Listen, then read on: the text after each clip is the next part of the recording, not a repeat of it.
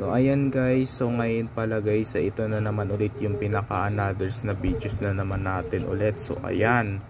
So ngayon pala guys ay dito na tayo ngayon sa sa add the dissimilar fraction. So ayan, so ang tinatawag sa fraction na yan ay dissimilar fraction. So ayan, kahit dalawang fraction, kahit yung yung 7, hindi sila magka-same. Yung denominator na 7 at saka 2, ito na muna kasi yung uunahin ko sa inyo yung isa na muna, dalawang fraction yun So ayan, so meron tayong 4/7 tapos 1/7. So ayan, so ano yung magkapareho, ano yung same doon? Yung nasa ibaba na tinatawag natin denominator, tapos yung nasa itaas naman ay numerator, magkaiba. So ang tinatawag natin sa fraction na yun ay similar fraction. So ayan, so ito naman tayo ngayon. So kahit di na silang magkapareho sa ibaba na denominator na 7 at saka 2, tapos 4 at saka 1 naman sa numerator, ang tinatawag naman dun ay dissimilar fraction. So ayan, so ito guys yung natin ngayon, add the dissimilar fraction. So ayan, so hindi sila same. So ayan, so ito guys, so paano natin gagawin to na process? So ayan, ito guys, so ang subscribers ko na pala dun ay 381. Ayan, dumagdag pa ako ng subscribers, 381. So salamat sa inyo. Ayan, yan guys, so paano natin to gagawin guys? So ayan, ito basahin natin yung number 47 plus 1/2. So hindi to hindi to 1/2, hindi to 1/2, hindi to 1 second. Ang tinatawag dito ay 1/2. Ayan, 1/2. Yan, ang tinatawag dyan ay 1/2, hindi 1/2. Mali yun, pag 1/2 mali, kailangan 1/2. Yan, dapat 1/2 yung dyan, yung sabi dyan. Ito na guys ito na.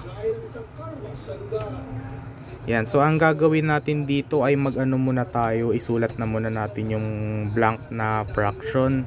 Ayan, ito yung answer natin, dito yung answer natin ngayon. So ang gagawin natin dito, so ito yung nakita ko sa inyo, diba, yung sa Facebook, yung nag-solve ako na may kasama pa siyang whole, o may kasama pang mix dito, at saka tag-isa-isang mix na fraction na number.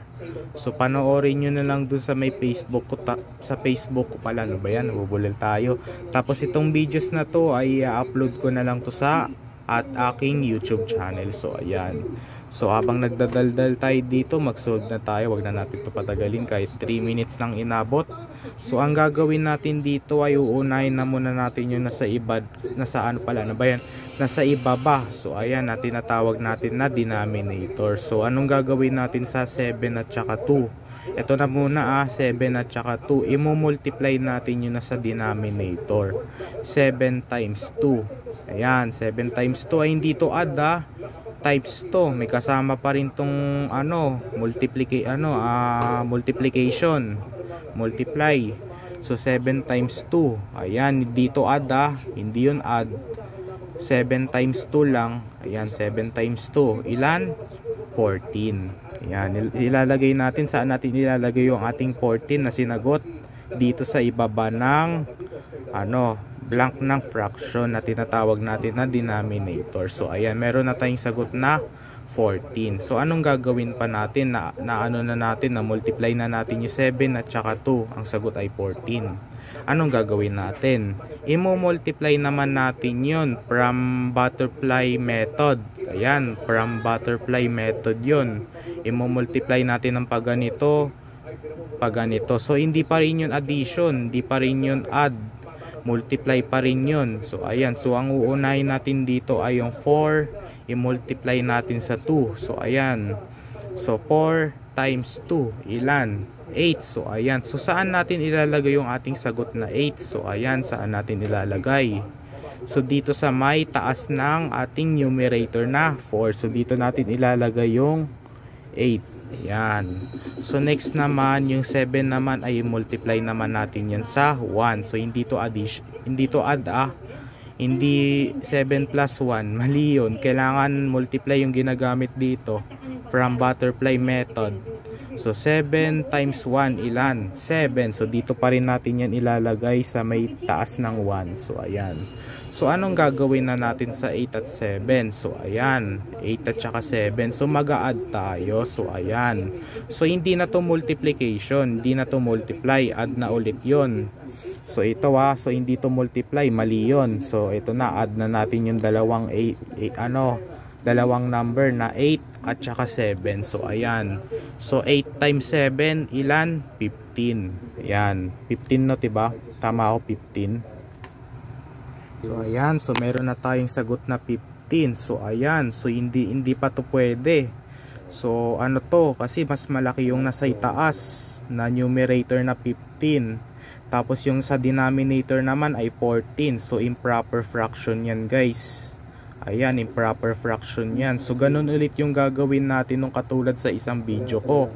So mag-change na naman tayo into the mixed number. So ayan. So ito ulit yung gagawin natin na ganun ulit. So ano yung aanin natin? Ano yung dividend natin? Ano yung dividend natin sa loob? Yung pinakamalaki na muna yung uunahin natin. So 15. Tapos ano yung nasa divisor natin? Yung 14. Ayan. Ayan, i-change natin sila into the mixed number. So ayan, so 15 i-divide natin sa 14. So ilan? Isa lang, kasi yung 14, yung 15 hinati lang siya sa 14. So ayan, 1 lang ang ating sagot. So i-multiply naman natin yan sa 14 yung 1. So ang sagot ay 14 pa rin. Ano ba yan? 1 tuloy. 4 tuloy na sulat ko. Ito 14. Tsaka mag-subtract. Ayan, mag-subtract tayo. So 15 is subtract naman natin ng 14. Anong sagot? 1. So ayan, 1. So kokopyahin natin. So ang whole natin ngayon ay 1. Ayan, whole. So kokopyahin natin yung bat lang. Ayan, bat lang. Tapos ang remainder natin yung yung 1. Remainder natin dito yung 1 dito sa may numerator. Sa itaas. Tapos ikakopy naman natin tong 14. Ayan, i-copy natin tong 14. Ayan yung sa denominator. Kopyahin natin yan. So ito na yung final answer natin. Final answer 1 and 1, 14. So ayan, 1 and 1, 14 yung final answer natin. So ayan.